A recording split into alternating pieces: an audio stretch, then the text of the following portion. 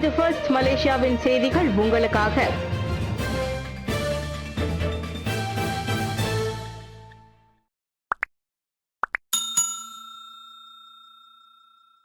சர்ச்சைக்குரிய கருத்து பதிவிடுபவர்கள் மீது சட்ட நடவடிக்கை.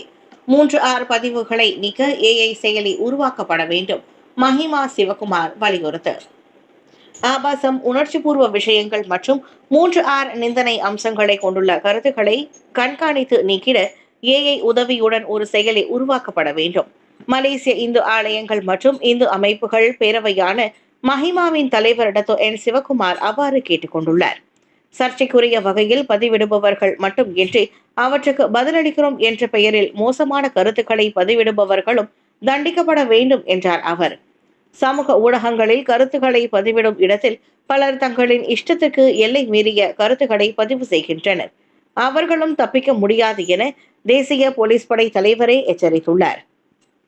ஆக கீபோர்ட் வாரியர்ஸ், அதாவது விசைப்பலகை போராளிகளாக இருப்போர் எல்லை மீறிய தத்தம் செயல்களுக்கு தக்க தண்டனையை பெறவும் தயாராக இருக்க வேண்டும் என கோலாலம்பூர் ஸ்ரீ மகா மாரியம்மன் தேவஸ்தானத்தின் அறங்காவலருமான சிவகுமார் சொன்னார்.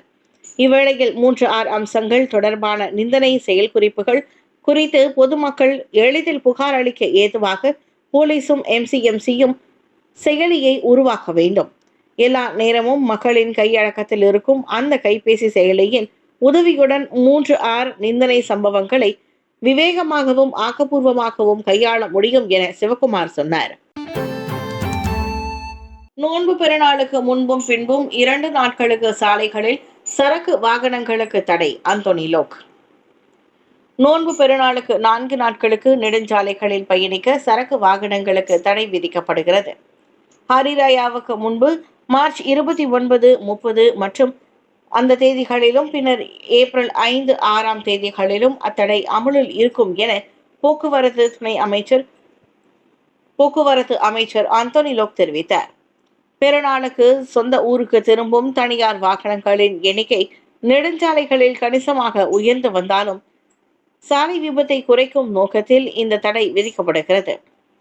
அதனை முறையாக பின்பற்றுமாறு அனைத்து சரக்கு வாகன நடத்துனர்கள் மற்றும் ஓட்டுநர்கள் அறிவுறுத்தப்படுகின்றனர். இந்த தடையை மீறினால் 300 ரிங்கிட் அபராதம் விதிக்கப்படும். அதிகபட்ச தண்டனையாக 2000 ரிங்கிட் அபராதம் அல்லது 1 மாத சிறை அதிகபட்ச தண்டனையாக 2000 ரிங்கிட் அபராதம் அல்லது 6 மாத சிறை தண்டனை விதிக்கப்படும் என்றார் அவர். டிக்டாக்கில் குண்டர் கும்பலை விளம்பரப்படுத்துவதா 6 பேர் கைது. டிக்டாக்கில் குண்டர் கும்பலை விளம்பரப்படுத்தியதன் வினையாக 6 ஆடவர்கள் ஸ்லாங்கூரின் பல்வேறு மாவட்டங்களில் கைதாகியுள்ளனர். உளவு பார்த்து கடந்த வாரம் நடத்திய அச்சோதனைகளில் 20 முதல் 40 வயதிலான அந்த 6வரும் கைதானதாக ஸ்லாங்கூர் போலீஸ் தலைவர் டத்தோ ஹுசைன் உமர் கான் கூறினார். கோம்பாக்கில் கைதான ஆடவர் போதைப்பொருள் உட்பட 12 குற்றப்பதிவுகளை கொண்டிருப்பது அம்பலமானது. 6 விசாரணை அறிக்கைகள் திறக்கப்பட்டதில் காஜாங்கில் கைதான நபர் மீது நீதிமன்றத்தில் குற்றம் சாட்டப்பட்டுவிட்டது. எஞ்சிய 5 மீது விசாரணை தொடருவதாக டத்தோ ஹுசைன் சொன்னார். எந்த தளமாயினும் குண்டர் கும்பல் கலாச்சாரத்தை பரப்பும் தரப்பினரை அடையாளம் கண்டு நடவடிக்கை எடுப்பது தொடரும் என்றார் அவர். சட்ட நடவடிக்கையாக மட்டும் அல்லாமல் விழிப்புணர்வை ஏற்படுத்துவதையும் இச்சோதனைகள் நோக்கமாக கொண்டுள்ளன. காரணம், கைதானவர்களில் சிலர் குண்டர் கும்பலை விளம்பரப்படுத்துவது சட்டப்படி குற்றம் என்றோ கைது செய்யப்படுவோம் என்றோ அறிந்திருக்கவில்லை என டத்தோ ஹுசைன் உமர் கான் சொன்னார். PTPTN கடனாளிகளுக்கு வெளிநாடு செல்ல தடை விதித்திருக்கும் நடைமுறையை மீண்டும் கொண்டுவர அரசாங்கம் பரிசீலனை. தேசிய உயர்கல்வி கழகமான PTPTN-இடம் வாங்கிய கடனை திருப்ப செலுத்தாததால் கருப்பு பட்டியலிடப்பட்டவர்களுக்கு வெளிநாடு செல்ல தடை விதித்திருக்கும் நடைமுறையை மீண்டும் கொண்டு வருவது குறித்து அரசாங்கம் ஆராய்ந்து வருகிறது. இதற்கு முன் அத்தடை அமலில் இருந்தபோது PTPTN கடன் வசூலிப்பில் நல்ல முன்னேற்றம் இருந்தது. ஆனால் அந்த தடை அகற்றப்பட்டு விட்டதாக உயர்கல்வி துணை அமைச்சர் டத்தோ முஸ்தபா சக்முட் மேலவையில் தெரிவித்தார். கடன் வசூலிப்புக்கு அதுவே சிறந்த வழியா என்பது ஆராயப்படுகிறது. அதே சமயம் வேறு சில வழிமுறைகளும் பரிசீலனையில் உள்ளதாக துணை அமைச்சர் சொன்னார்.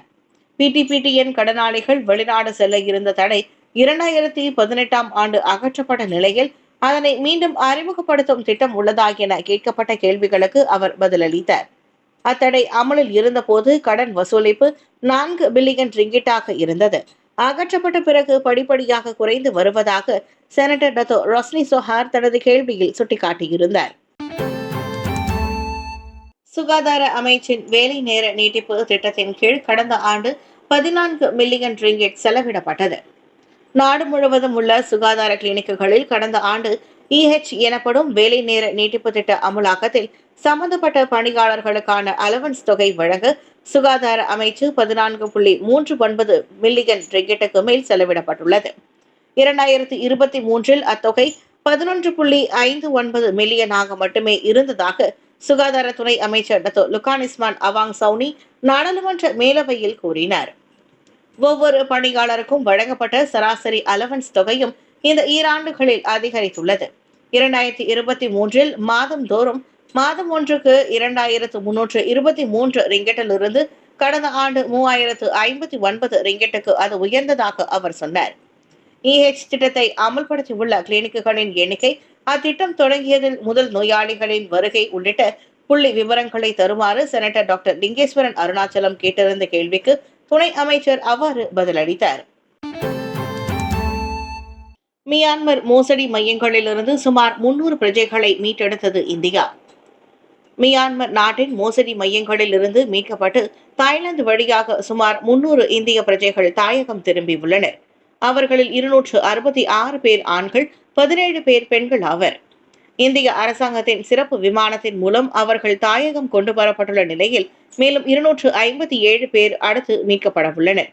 பெரும்பாலான சீன நாட்டவர்கள் நடத்தி வரும் அந்த சட்டவிரோத இணைய மோசடி மையங்களை துடைத்தொழிக்கும் சோதனைகளில் இதுவரை 25க்கும் மேற்பட்ட நாடுகளை சேர்ந்த 7000 தொழிலாளர்கள் விடுவிக்கப்பட்டுள்ளது குறிப்பிடத்தக்கது. அவ்வாறு விடுவிக்கப்பட்டவர்களில் பெரும்பாலும் சீன பிரஜைகள் மியான்மர் தாய்லாந்து எல்லையில் மோசமான நிலையில் சிக்கி தவிக்கின்றனர். மீட்கப்பட்ட தனது பிரஜைகளை சீனா குற்றவியல் சந்தேக நபர்களாக கருதி வந்தவுடன் அவர்களை கைவிலங்கிட்டு வருவதே அதற்கு காரணம்.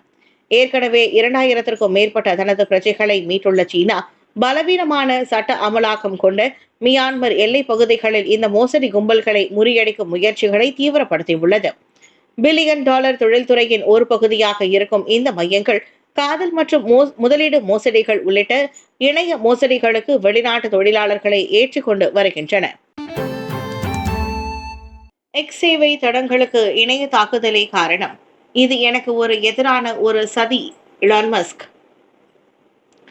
தளம் நேற்று பெரிய அளவிலான இணைய தாக்குதலுக்கு ஆளானதை அதன் உரிமையாளர் எலான் மஸ்க் உறுதிப்படுத்தியுள்ளார். கோளாறை சரி செய்ய முழுவீச்சில் பணிகள் நடைபெற்று வருவதாக அவர் கூறினார். திங்கட்கிழமை காலை முதல் மலேசியா உள்ளிட்ட ஆசிய நாடுகள், ஐரோப்பா, வட அமெரிக்காவை சேர்ந்த தள பயனர்களுக்கான சேவை தடைப்பட்ட நிலையில் அது குறித்து முதன்முறையாக அவர் கருத்துரைத்தார். எனினும் இது தன்னை குறிவைத்து மேற்கொள்ளப்படும் நாச வேலை என அந்த உலகமகா கோடீஸ்வரர் கூறிக்கொண்டார். அதிபர் டொனால்ட் ட்ரம்ப் நிர்வாகத்தில் அரசாங்க செயல்திறனை மேம்படுத்தும் துறைக்கு நான் தலைமையேற்றதற்கு காட்டப்பட்ட எதிர்ப்பு, பிறகு எனது டெஸ்லா கார் தயாரிப்பு நிறுவனத்தில் நடத்தப்பட்ட தாக்குதல்களை அடுத்து இப்போது தளம் குறிவைக்கப்பட்டுள்ளது என எலன் மஸ்க் தெரிவித்தார். இதுபோன்ற தாக்குதல்களுக்கு பெரிய வளங்கள் தேவை. ஆக அது நிச்சயமாக ஏதாவது ஒரு வெளிநாட்டின் சதியாக இருக்கும் அல்லது ஒருங்கிணைக்கப்பட்ட ஒரு பெரிய கும்பல் இதன் பின்னால் இருந்து செயல்படக்கூடும் என மஸ்க் குற்றம் சாட்டினார். இணைய தாக்குதலில் ஈடுபட்ட கணினிகள் யுக்ரைன் நாட்டின் டிஜிட்டல் முகவரியை கொண்டிருப்பது கண்டறியப்பட்டுள்ளது. உலக புகழ்பெற்ற ஹனோய் ரயில் தெருக்களில் சுற்றுப்பயணத்திற்கு தடை. வியட்நாமின் முக்கிய சுற்றுலா ஈர்ப்பாக இருக்கும் ரயில் தெருக்களுக்கு இனியும் சுற்றுப்பயணங்களை ஏற்பாடு செய்ய வேண்டாம் என சுற்றுலா நிறுவனங்கள் கேட்டுக் கொள்ளப்பட்டுள்ளன. ஹனோய் சுற்றுலாத்துறை அக்கோரிக்கையை முன்வைத்துள்ளது. கெஃபே கடைகள் செயல்படும் ரயில் தெருக்களில் விபத்துகள் ஏற்படும் ஆபத்தை குறைப்பதற்கு தத்தம் பணியாளர்கள் மத்தியில் விழிப்புணர்வை அதிகரிக்குமாறும் அவை அறிவுறுத்தப்பட்டுள்ளன.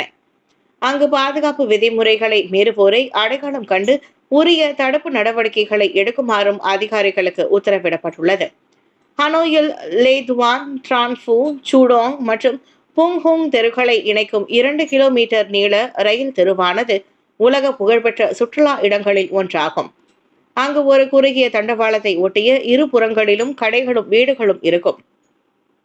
சிறு வியாபாரிகள் தண்டவாளத்தின் மேல் கடைகளை திறந்திருப்பார்கள்.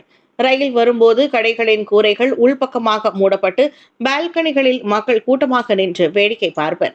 அப்போது ரயில் அப்பகுதியை கடந்து செல்லும் அழகை காண்பதற்கும் அந்த அனுபவத்தை பெறுவதற்குமே ஆண்டுதோறும் லட்சக்கணக்கான சுற்றுப்பயணிகள் அங்கு கூடுகின்றனர்.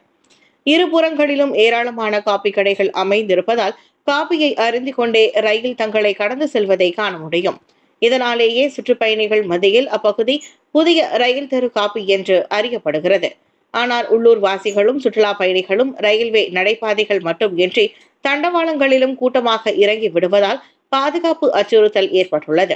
எனவே எந்த ஒரு அசம்பாவிதமும் ஏற்படாதிருக்க ஹனோய் சுற்றுலாத்துறை அந்நடவடிக்கையில் இறங்கியுள்ளது.